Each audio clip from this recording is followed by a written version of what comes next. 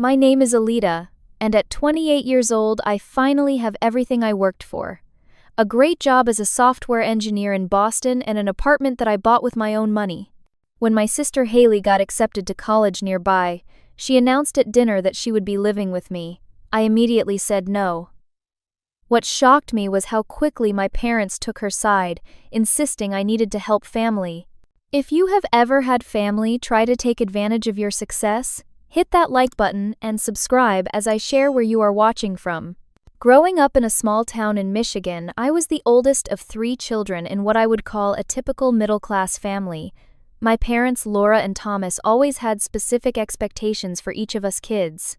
As the oldest, I was constantly reminded to be the responsible one. Take care of your siblings, set a good example, be the reliable one. Haley came along when I was 10, and from the moment she was born, she became the baby of the family. The age gap between us meant I was already helping take care of her while I was still a child myself. Our brother Noah fit somewhere in the middle, neither having the responsibilities I carried nor the special treatment Haley received. The pattern was established early on. When it came to family events, I was expected to help set up while Haley got to play. If there was only enough money for one extracurricular activity, mine would be the one to get cut. If someone needed to babysit so my parents could have a date night, I was volunteered without being asked. It was always just assumed that I would make the sacrifice. The strange thing is, I rarely got acknowledged for these sacrifices. It was just expected.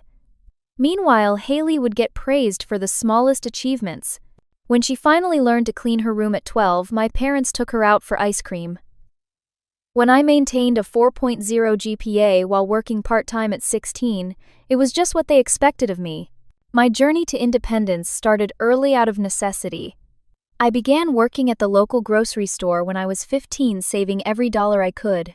While my friends were spending their money on mall trips and movies, I was building a college fund. I knew my parents wouldn't be able to help much, especially with Haley approaching her expensive teenage years. By the time I graduated high school, I had enough saved to cover what my scholarships would not. I worked throughout college, sometimes holding 2 jobs while maintaining good grades. It was exhausting, but I had my eyes set on a bigger goal. I wanted financial independence. I wanted to never have to rely on anyone else again. After college, I landed a job at a tech startup in Boston. The hours were brutal, the pressure intense, but the opportunity was exactly what I needed. I lived in a tiny apartment with 2 roommates for the first 3 years, saving aggressively. I brown-bagged my lunch, skipped vacations, and put every bonus directly into savings. Last year at 27, I finally had enough for a down payment on my own place. It is not huge, just a 1-bedroom apartment in a decent neighborhood, but it is mine. Every morning when I wake up in that apartment, I feel a sense of accomplishment that is difficult to describe. This space represents every sacrifice, every extra hour worked, every penny saved. It is the physical manifestation of my independence. My family visited once after I moved in. My mother made comments about how I could have gotten more space in Michigan for the same money. My father questioned my investment choice, suggesting I should have waited until prices dropped. Haley asked which room would be hers when she visited, as if my second bedroom existed somewhere in an alternate dimension, since my apartment clearly only had one. None of them seemed to truly appreciate what this place meant to me.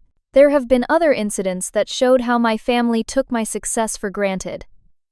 Last Christmas, when gift exchanges were happening, I had carefully selected thoughtful presents for everyone. My parents gave me a set of dish towels they had received as a free promotional item from their bank. Haley forgot to get me anything and promised to send something later, which never arrived. Yet Haley received an expensive new phone from our parents, despite them constantly claiming financial struggles. My relationship with my family had grown more distant as these patterns continued. We still talked weekly, still got together for major holidays, but there was an emotional distance that grew with the physical one. I felt more like an accessory to the family rather than a core member. The responsible daughter who had successfully launched herself and now existed primarily as a potential resource. Just 2 months ago, I received a significant promotion at work. I am now leading a development team on a major project, which means more responsibility and longer hours. My home has become my sanctuary. the place where I can decompress after intense days, where I can focus when I need to bring work home. Having a quiet personal space has become even more important to my career success. When Haley was accepted to Preston University, a prestigious school only 30 minutes from my apartment, I was genuinely happy for her.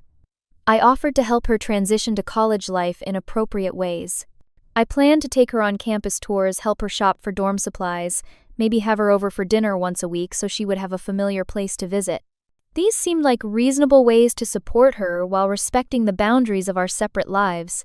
What I never imagined was that my family had made entirely different plans for my role in Haley's college journey plans. They never bothered to discuss with me, before presenting them as a fait accompli at a family dinner that would change everything. It was during a weekend visit back to Michigan that everything came to a head.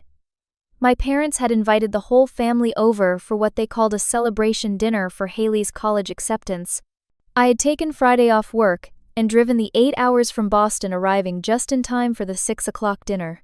The table was set with the good china, something reserved for special occasions in our house. My mother had prepared all of Haley's favorite foods, including a chocolate cake, with congratulations written in blue frosting, Preston University's color. My brother Noah was there with his girlfriend Tara, both of them still living in our hometown. Everyone seemed to be in high spirits. The conversation during the first part of dinner centered around Haley's accomplishments.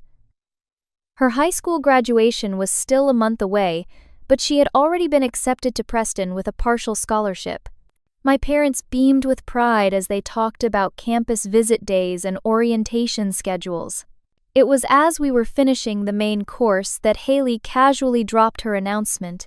"I am so excited about living with you in Boston, Alita," she said, scooping up another spoonful of mashed potatoes.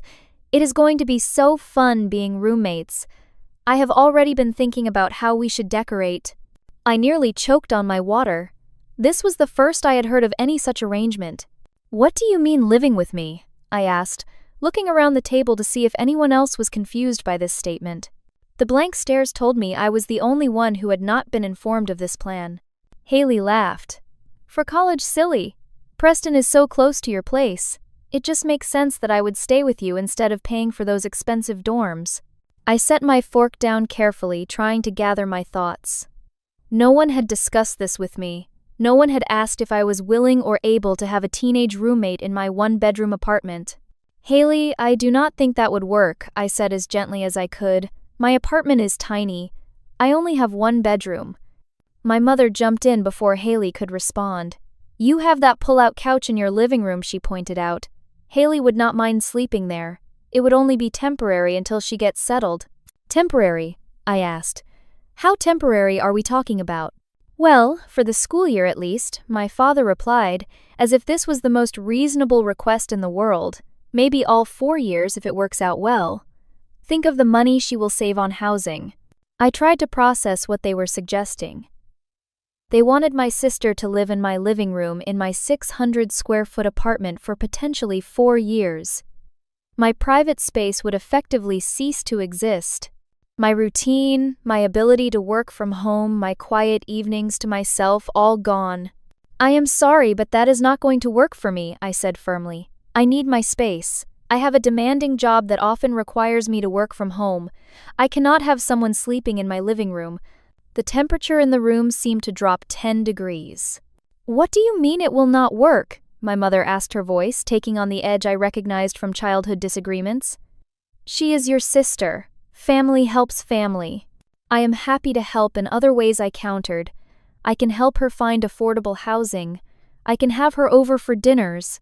I can show her around the city." Haley's eyes filled with tears. "I thought you would be excited to have me there," she said, her lower lip trembling. "You always said you wished we were closer." It was the perfect manipulation, bringing up conversations we had had years ago about bridging our age gap as adults. But wanting a closer relationship with my sister did not mean I wanted to surrender my hard-earned personal space. My father shook his head disapprovingly. "I cannot believe how selfish you are being right now, Alita. Your sister has this amazing opportunity and you are putting your own comfort above her education." "That is not fair," I protested. Her education is important, but there are other housing options. The dorms, apartments near campus. Those are so expensive, my mother interjected. We cannot afford that on top of tuition. And there it was. The real issue was not about family togetherness or sisters bonding. It was about money. They had made plans based on my resources without bothering to consult me. The argument escalated from there. My parents continued to press, bringing up how they had supported me growing up, conveniently forgetting how I had worked and paid my own way since I was 15. Haley alternated between tears and sullen silence. Noah and Tara stared uncomfortably at their plates, clearly wanting to be anywhere else. When my mother brought up for the third time how ungrateful I was being after all they had done for me, I decided I had had enough. I stood up from the table. "I am not discussing this anymore tonight," I said. "I love you all, but I will not be pressured into a living arrangement that does not work for me. Haley, congratulations again on Preston. I am truly proud of you. But you will need to make other housing arrangements." I left the dinner early, driving to a hotel rather than staying at my parents' house as planned. Over the next few days, the pressure only increased. My phone filled with texts from my mother ranging from guilt-tripping to outright accusations about my character. My father called twice, each time speaking in his disappointed voice about how family should support each other. The most surprising messages came from extended family members. My Aunt Carol called to tell me how disappointed she was in my unwillingness to help my sister. My cousin Steve sent a lengthy text about the importance of family support. It became clear that my parents had been sharing their version of events, casting me as the villain who refused to help poor Haley achieve her dreams. By the time I drove back to Boston on Sunday night, I felt emotionally drained. The place that had always been my refuge, my family, had turned against me because I had dared to establish a boundary. The apartment I returned to, once a symbol of my achievement, now felt tainted by this conflict, as if my family's expectations had followed me there and were sitting on my couch judging me for wanting to keep it to myself. The following Monday at work, I found it difficult to focus. The project deadlines loomed, but my mind kept returning to the disastrous family dinner and its aftermath. During lunch break, I confided in my coworker Jordan, one of the few people at work I considered a friend.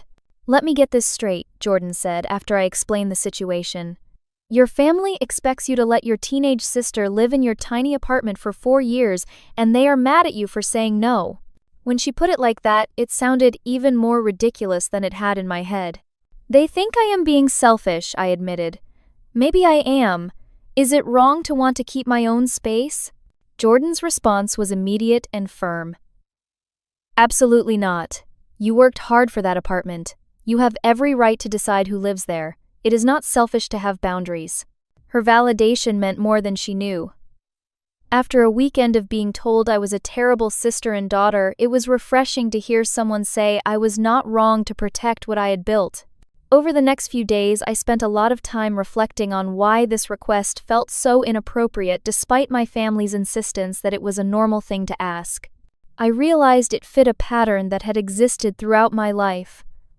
My family had always expected me to sacrifice for others, particularly for Haley, without acknowledging the cost to me.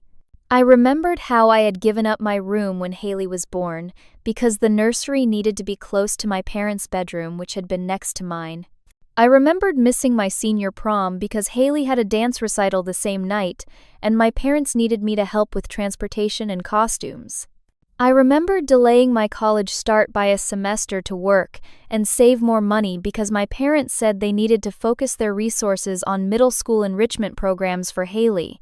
Each sacrifice had been presented as temporary, reasonable, and expected. None had been acknowledged as significant. Over time, they had created a dynamic where my needs were considered secondary, where my success was viewed as a family resource rather than my personal achievement. On Thursday, I had a previously scheduled appointment with Dr. Morgan, the therapist I had been seeing since my promotion to help manage work stress. Instead of discussing project management strategies, we spent the hour talking about family dynamics and healthy boundaries. "The issue is not really about the apartment," Dr. Morgan pointed out. It is about your family's assumption that they are entitled to what you have built. You are not wrong to challenge that assumption. But how do I make them understand that without permanently damaging our relationship, I asked. That unfortunately depends on them as much as on you, she replied. You can communicate your boundaries clearly and compassionately, but you cannot control how they respond to those boundaries. Armed with this perspective, I made a decision. I would not back down on this issue regardless of the pressure. My apartment would remain my own space, but I would try to find constructive alternatives that showed I still cared about my sister's success. That evening, I composed a thoughtful email to my parents and Haley. I explained my position, clearly reiterating that I valued our family and wanted to support Haley's education in ways that worked for everyone. I acknowledged their disappointment, but held firm on my boundary about my living space. I promised to help research alternatives and ended by expressing hope that we could resolve this conflict with mutual respect. The response was a terse message from my father, saying we would discuss it when I came home next weekend. My mother did not respond at all. Haley sent a single sad face emoji, which felt particularly juvenile given the thoughtfulness I had put into my communication. Undeterred, I spent the weekend researching housing options near Preston University. I found information about dormitory costs and policies. I researched nearby apartments with reasonable rents. I looked into roommate matching services for students. I even found a couple of families near campus who rented rooms to students at reduced rates in exchange for babysitting or household help. I compiled all this information into a folder complete with cost comparisons, location maps, and contact details. If my family was truly concerned about finding Haley appropriate housing, this research would give them plenty of options to consider. If they were more concerned about using me as a free housing solution, well, this would make that motivation harder to defend. As the next weekend approached, I felt a mix of anxiety and determination. I was not looking forward to another confrontation, but I was prepared for it. I had set up a support system, arranging to call Jordan after the meeting, regardless of how it went. I had practiced what I wanted to say, focusing on clear boundaries without unnecessary emotion. The night before driving back to Michigan, I looked around my apartment, appreciating the peace and order I had created there. The space reflected who I was, from the minimalist furniture, to the wall of books, to the small but functional desk, where I sometimes worked late into the night. I tried to imagine it with a teenager's belongings spread throughout, with no private space to retreat to, with constant negotiation about noise and visitors and schedules. The image reinforced my resolve. This boundary was worth protecting. Sunday dinner at my parents' house had always followed a familiar pattern throughout my life. We would gather around 3 o'clock, eat by 4, and spend the evening in comfortable family conversation. This Sunday felt different from the moment I arrived. The usual warm greetings were replaced with cool nods. My mother busied herself in the kitchen, barely acknowledging my hello. My father gave me a stiff hug before returning to the television in the living room. Haley sat at the kitchen counter, scrolling through her phone. She glanced up when I entered, but quickly looked back down without speaking. Only Noah, arriving shortly after me, seemed normal, giving me a genuine hug and a sympathetic look that told me he understood the tension in the house. I helped set the table in silence, placing the plates and silverware with perhaps more force than necessary. The folder of housing alternatives sat in my purse, waiting for the right moment. I had rehearsed what I would say, but the frosty atmosphere made me wonder if anyone would even listen. Dinner itself was a quiet affair. My mother had made pot roast a Sunday staple, but the usual compliments about her cooking were absent. We ate with minimal conversation, the scraping of forks against plates uncomfortably loud in the silence. As we finished eating, I decided it was time to break the stalemate. I reached for my purse and pulled out the folder. I have been doing some research on housing options for Haley, I said, placing the folder on the table. There are actually several affordable alternatives to the dorms. I have compiled information about apartments near campus, roommate matching services, and even some family housing situations. My mother looked at the folder as if it contained something offensive. My father did not even glance at it. "We are not interested in alternatives," he said flatly. "We have already decided that Haley will be staying with you." The phrasing bothered me. They had decided. Not asked, not discussed, decided. "That is not going to happen," I said, keeping my voice calm but firm.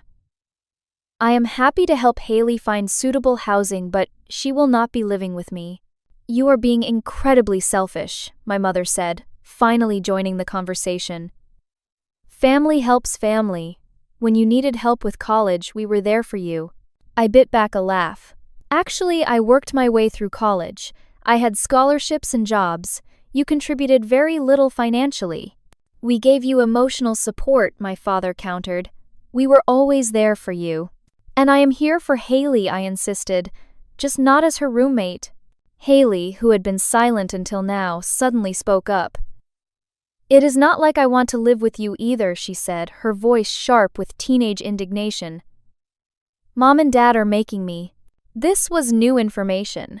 I had assumed Haley was equally invested in this plan. "What do you mean?" I asked, turning to face her. My parents exchanged a quick, nervous glance that did not escape my notice. "Nothing," my mother said quickly. "Haley is just upset about the situation." But Haley was not backing down. "Tell her the truth," she said to our parents. "Tell her why I cannot just stay in the dorms like I wanted to." The atmosphere in the room shifted. My father cleared his throat uncomfortably. My mother suddenly became very interested in folding her napkin. "Tell me what," I asked, looking between them. "We already gave up Haley's room," my mother finally admitted. That made no sense. Haley was still living at home, still finishing high school. Why would they get rid of her room already? "What do you mean you gave up her room?" I asked. More uncomfortable glances between my parents. My father sighed heavily. "Your Uncle Robert is living there now," he said. "He needed a place to stay after his divorce, and we offered him Haley's room since she will be going to college soon." But even that did not fully explain their insistence on Haley living with me. Uncle Robert could move out by fall, or they could have him share Noah's old room, which had been converted to a home office after he moved out. "There is something else going on here," I said. "Why are you all so determined that Haley has to live with me specifically?" My father shifted in his seat, a gesture I recognized from childhood as a sign of discomfort. "We have had some financial setbacks," he admitted reluctantly. "We cannot afford Haley's tuition and housing both." Finally, we were getting closer to the truth. But if money was the issue, there were other solutions: financial aid, student loans, less expensive schools. "What kind of financial setbacks?" I pressed. My mother shot my father a warning look, but he continued. "We made some investments that did not pan out. We lost a significant amount of money." This was news to me. My parents had never been big investors as far as I knew. They had always been cautious with money, saving steadily but conservatively. "What investments?" The silence stretched uncomfortably. Dad, Haley finally said, her voice softer now. "Just tell her everything. It is not fair to keep her in the dark and still expect her help." My father looked defeated. 2 years ago, he began, I was approached by a former colleague about an investment opportunity. It promised high returns quickly. We invested a large portion of our savings. "Let me guess," I said. "It was a scam." He nodded. "Not technically a scam, but the business failed completely. We lost everything we put into it." This explained some things, but not the intensity of their determination that I should house Haley. There was still something missing. "So you lost some savings," I acknowledged. "That is unfortunate, but why does that mean Haley has to live with me? She can apply for additional scholarships, take out student loans like most students do." My parents exchanged another look, this one more desperate. "We cannot co-sign for her loans," my mother finally admitted. "Our credit is ruined from the investment loss, and the partial scholarship she received will not cover full tuition, let alone housing." The pieces were starting to come together, but I sensed there was still more they were not telling me. "So, your plan was for me to house her for free without even asking if that would work for me?" I asked, my frustration building. "We knew you would help if you understood the situation," my father said defensively. "Then why not just explain the situation from the beginning? Why all the manipulation and guilt?" Silence again. It was Haley who finally spoke. "Because they do not just need me to live with you," she said quietly. "They need you to help pay for my tuition too." And there it was, the full truth finally exposed. They had not just been expecting me to give up my personal space for 4 years. They had been planning for me to subsidize Haley's entire education without even discussing it with me. I felt a wave of betrayal wash over me. Not just at the expectation itself, which was outrageous enough, but at the deception, the manipulation. The assumption that my resources were family resources available for them to allocate without my consent. "You planned all this without talking to me," I said, my voice barely above a whisper. "You told Haley she could count on my support without checking if I could or would provide it." My mother had the grace to look ashamed.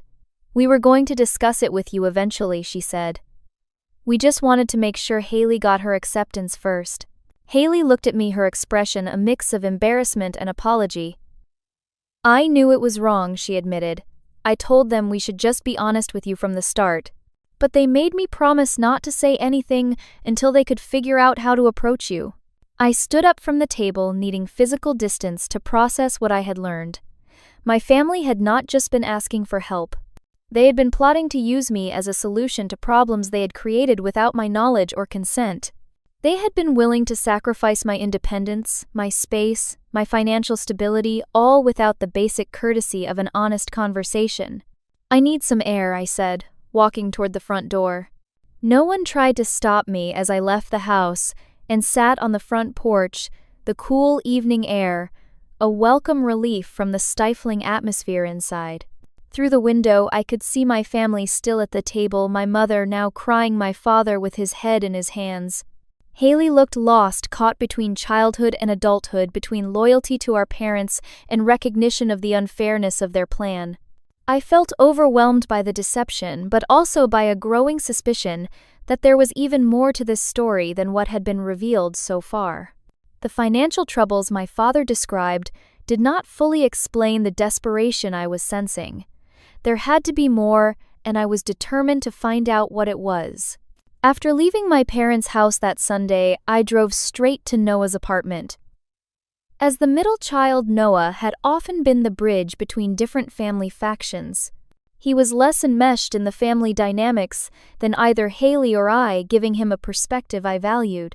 Noah answered the door in sweatpants and a faded t-shirt, clearly not expecting visitors. When he saw my expression, he immediately stepped aside to let me in. "Family dinner went well, I take it?" he asked with the dry humor that was his trademark. I collapsed onto his couch. They expected me to house Haley and help pay for her education without even asking me first, and apparently they have lost a bunch of money in some failed investment. Noah sighed, running a hand through his hair in a gesture reminiscent of our father. "So they finally told you about that part." His phrasing caught my attention. "That part, you knew about this." He sat down across from me. "I knew some of it. Not everything, but enough to be concerned." "And you did not think to warn me?" I asked, feeling a fresh wave of betrayal. He held up his hands defensively. "I have tried to get them to be straight with you for months. They always said they would handle it themselves. I did not think it was my place to get in the middle." I took a deep breath, trying to manage my frustration. "Tell me what you know, Noah. All of it." Over the next hour, Noah shared what he had observed living in the same town as our parents. He had noticed small changes at first. They stopped going out to restaurants. Dad's car, which he had always kept in pristine condition, began showing signs of neglect.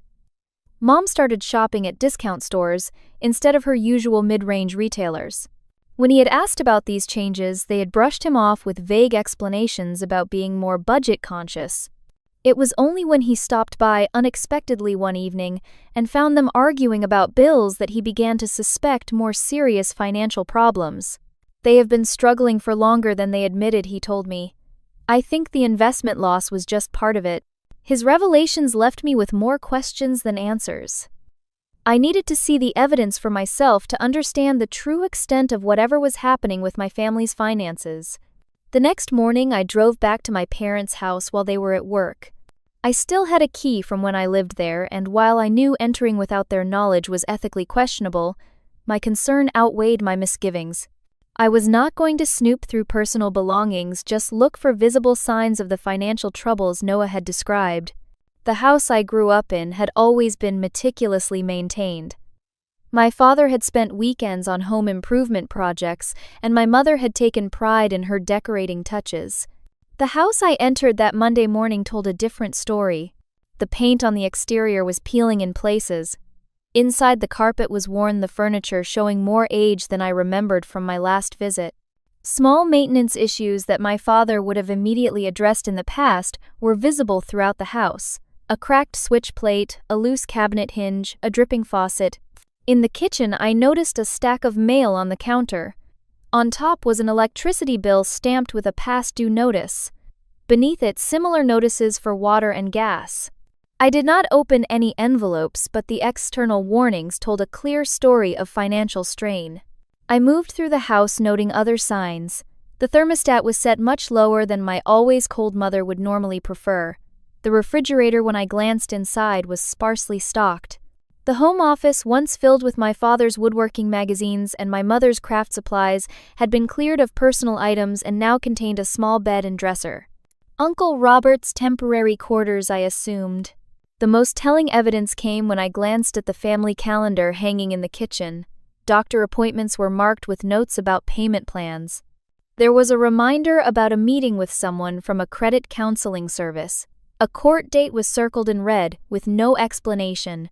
By the time I left the house, I knew I needed to have another, more direct conversation with my parents.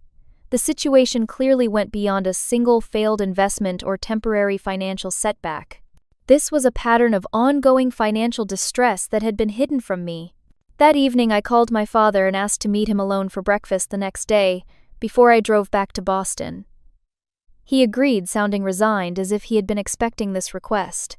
We met at a diner near his workplace, a neutral territory where we could talk without my mother's interference. After ordering coffee and breakfast, I got straight to the point. "Dad, I know there is more going on with your finances than what you told me on Sunday. I need you to be completely honest with me now." His shoulders slumped. He suddenly looked much older than his 56 years. The lines in his face deeper, the gray in his hair more pronounced. "We are in trouble, Alida," he admitted, his voice barely audible over the diner's morning bustle. Serious trouble. What he revealed over the next hour shook me to my core. The investment loss was real, but it was just one piece of a much larger problem. My father had lost his job 3 years ago when his company downsized. Rather than tell us, he had pretended to go to work each day while desperately searching for a new position. When his savings ran out, he had started gambling, convinced that he could win enough to bridge the gap until he found work. Instead, he had fallen into a spiral of addiction and debt. By the time he finally found a new job at a significantly lower salary, he had maxed out credit cards, taken out high-interest loans, and even borrowed against their retirement accounts. "We remortgaged the house to pay for Haley's private high school," he confessed, tears in his eyes. "We did not want her education to suffer because of my mistakes. We thought we could manage the payments, but then the interest rates went up, and now we are 3 months behind. The bank is threatening foreclosure." My mother, rather than being an unknowing victim of his poor decisions, as I had assumed, had been complicit in hiding the extent of their problems. She had taken a second job working evenings at a department store, telling us she had joined a book club to explain her absences. They had been selling household items on online marketplaces, explaining missing furniture as donations to charity. All of this had been hidden from me. Their eldest daughter, the one they had raised to be responsible and independent, the irony was not lost on me. "Why did you not come to me sooner?" I asked, pushing aside my half-eaten breakfast, my appetite gone. "I could have helped." "We were ashamed," he said simply. "And we did not want to burden you.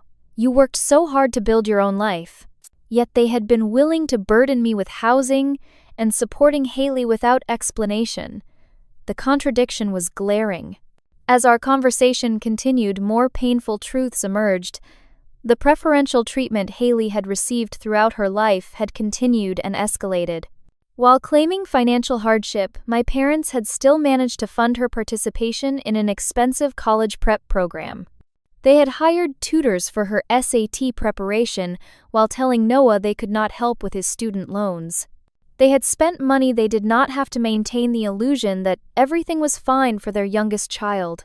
The most shocking revelation came near the end of our conversation. Not only had they expected me to house Haley, but they had also made promises to her about what I would provide. A new laptop for college, spending money, weekend trips home when she got homesick, all resources they had allocated from my life to hers without my knowledge. "You had no right to make those promises," I said, anger, finally breaking through my shock. "Those are my resources to decide how to use." My father looked genuinely confused by my reaction. "But you are doing so well," he said. "We assumed you would want to help your sister, to give her the advantages you did not have." And that was when I finally understood the fundamental disconnect. My parents did not view my success as my own achievement. They saw it as a family resource, something that had happened not because of my hard work but almost by accident of fate. In their minds, it was only fair that this unearned good fortune be redistributed to benefit Haley. My success had not earned their respect. It had simply positioned me as a solution to their problems. The drive back to Boston gave me hours to process everything I had learned. The emotions cycled through me in waves: anger at the deception, hurt at being viewed as a resource rather than a daughter, concern for my family's well-being despite everything, determination not to be manipulated further. By the time I reached my apartment, I had decided on a course of action. I would help my family, but on my terms, with clear boundaries and expectations. No more assumptions, no more silent manipulation, no more sacrifice without acknowledgement. The first step was to seek professional advice. I made an appointment with Barbara Chen, a financial advisor recommended by a colleague. I needed an objective assessment of how I could help my family without jeopardizing my own financial security. Barbara listened carefully to the situation, asked thoughtful questions, and helped me understand the implications of different approaches.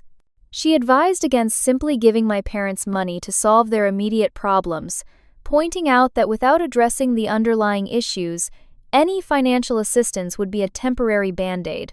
"Do not set yourself on fire to keep others warm," she told me, a phrase that resonated deeply. Instead, she helped me develop a structured plan. I would offer to pay for financial counseling for my parents. I would help Haley apply for additional scholarships and grants. I would consider a one-time gift to help my parents catch up on their mortgage, but only if they committed to the counseling and demonstrated steps toward better financial management. With this plan in hand, I decided to start by having a conversation with Haley alone. As upset as I was with my parents, I recognized that Haley was caught in the middle. She was still young, still heavily influenced by our parents, but old enough to understand the reality of the situation. We met at a coffee shop halfway between our homes the following weekend. Haley arrived looking nervous, her usual confident demeanor subdued. We ordered drinks and found a quiet corner to talk. "I am sorry they put you in this position," I began, wanting to establish that I did not blame her for our parents' actions. She stirred her latte absently. "I should have told you what was going on. I knew it was wrong for them to make promises about what you would do without asking you." "Why did you go along with it?" I asked, genuinely curious about her perspective. She was quiet for a moment. "They have been so stressed about money. Dad is always arguing with Mom about bills. When they came up with this plan for me to live with you, they seemed so relieved. I did not want to make things worse." Her answer revealed how much pressure had been placed on her young shoulders. Our parents' financial problems had become her burden to help solve, just as family responsibilities had been placed on me at a young age. Over the next hour, Haley and I had the most honest conversation of our lives. She admitted that while she was excited about Preston University, she had applied to less expensive state schools that had also accepted her. Our parents had pushed for Preston, insisting that prestige was worth the cost. "I do not even know if I am ready for college," she confessed. "I feel like I should take a year to work and figure out what I really want to do." But Mom and Dad act like any path except immediately going to an expensive private college is failure. I recognized the pattern. Our parents had specific expectations for each of us, and deviation was not encouraged. The difference was that I had broken free of those expectations years ago, while Haley was still trying to please them. "You know," I said gently, "it is okay to make decisions based on what you want, not what they want for you." She looked up surprised, but they have sacrificed so much for me already. Another familiar pattern. The burden of parental sacrifice used to influence choices. By the end of our conversation, Haley seemed to have a new perspective. She agreed that living with me would not be the right choice for either of us. She expressed interest in exploring other options, including the possibility of a gap year to work and save money before starting college. With Haley on board, I felt ready to meet with our parents. I arranged for us all to meet at a restaurant, choosing a public location deliberately to minimize the potential for emotional outbursts. I arrived early and waited anxiously as they filed in. My mother looked tired, the concealer not quite hiding the dark circles under her eyes. My father's posture was stooped as if the weight of his financial worries was physically pressing him down. Haley came last, giving me a small smile of encouragement as she sat down. I have given a lot of thought to our family situation, I began after we had ordered.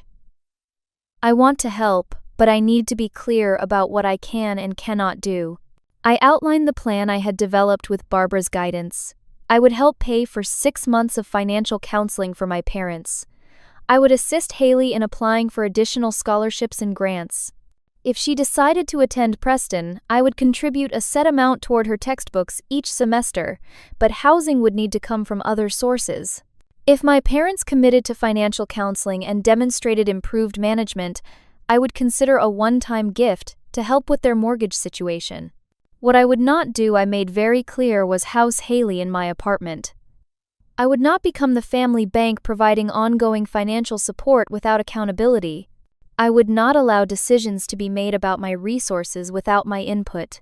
My parents' initial reaction was resistance. They pushed back against the idea of financial counseling, insisting they could manage on their own once they got past the current crisis. They continued to argue that Haley living with me was the most practical solution. I had anticipated this response and held firm. This is not negotiable, I told them. These are the terms under which I am willing to help. If you are not interested in this approach, I understand, but I will not be offering alternatives.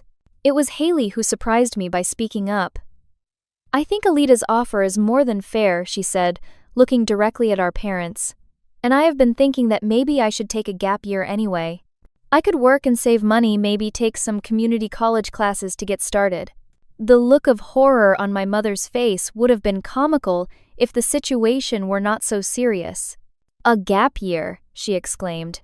But you have been accepted to Preston. You cannot turn that down. I can defer for a year, Haley pointed out reasonably. The acceptance will still be there, but I will have time to save money and be more certain about what I want to study. My father looked between us, seeming to realize that the united front they had expected to face me with was crumbling. Haley was demonstrating an independence they had not anticipated. The conversation continued for nearly 2 hours, cycling through arguments, negotiations, and occasional moments of genuine understanding. My parents' resistance gradually weakened as they realized I would not be swayed from my position. The turning point came when I asked a simple question. Do you want me to be part of your lives going forward? The question hung in the air between us. Of course we do, my mother finally said, sounding genuinely confused that I would ask such a thing. You are our daughter. Then, you need to respect my boundaries, I replied. You need to see me as an independent adult with the right to make my own decisions about my resources. You need to stop viewing my success as a solution to your problems. Something in my words seemed to finally break through. My father's eyes filled with tears. We never meant to make you feel used, he said softly. We just got so desperate that we stopped seeing things clearly. It was the closest thing to a genuine apology I had heard from either of them, and it gave me hope that perhaps with time and effort our relationship could heal. By the end of the meeting, we had reached an agreement that respected my boundaries while still offering support. They would attend financial counseling. Haley would take a gap year to work and save money with the option to attend community college for core credits that could transfer to Preston later. I would provide specific, limited financial assistance rather than open-ended support. As we parted, there was a new understanding between us. Not perfect, not without lingering tension, but a starting point for building a healthier family dynamic based on mutual respect rather than expectation and obligation. 6 months have passed since that pivotal family meeting, and the changes in our family dynamics have been both challenging and rewarding. The path has not been smooth, but the progress is undeniable.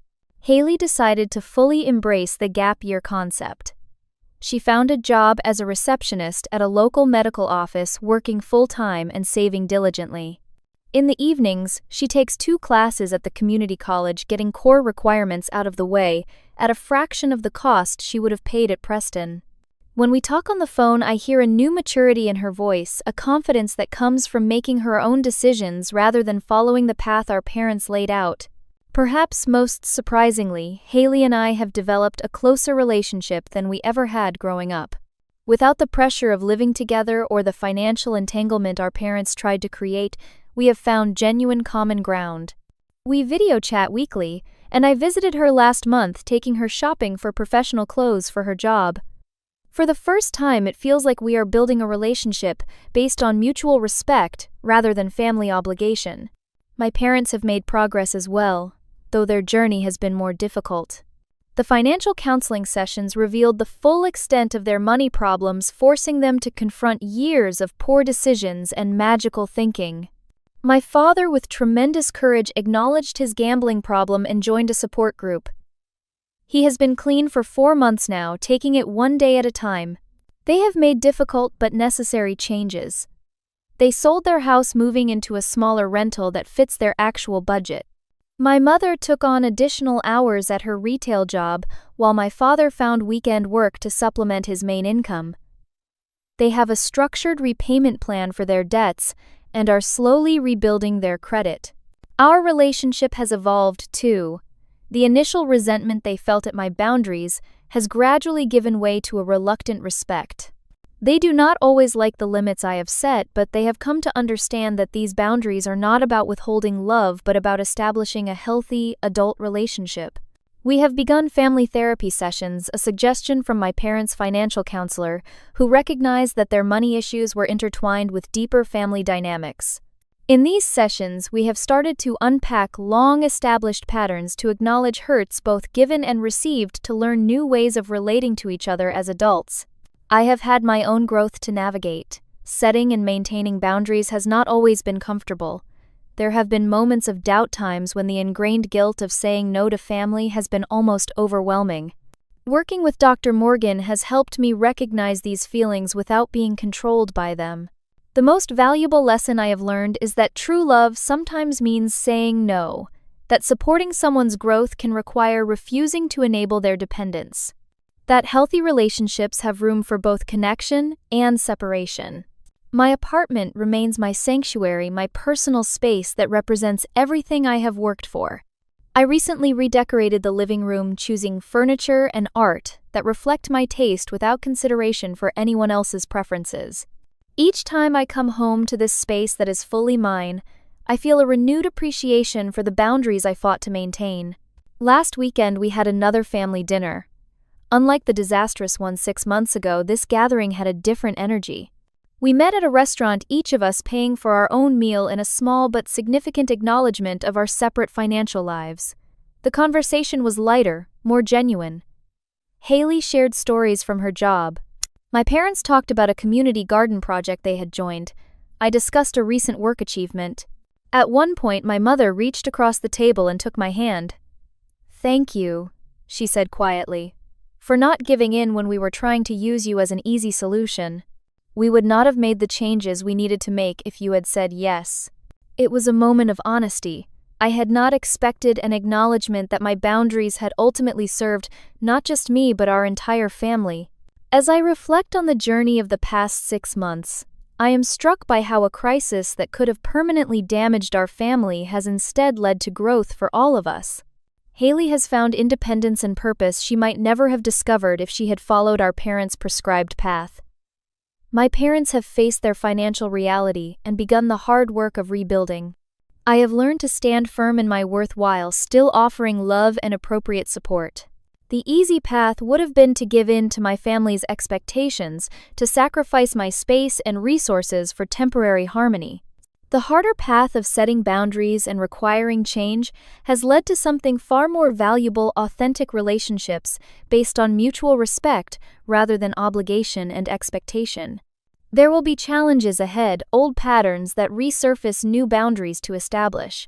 But I face these potential difficulties with confidence, now knowing that true family connection comes not from sacrifice and dependence, but from allowing each member the space to grow into their strongest self.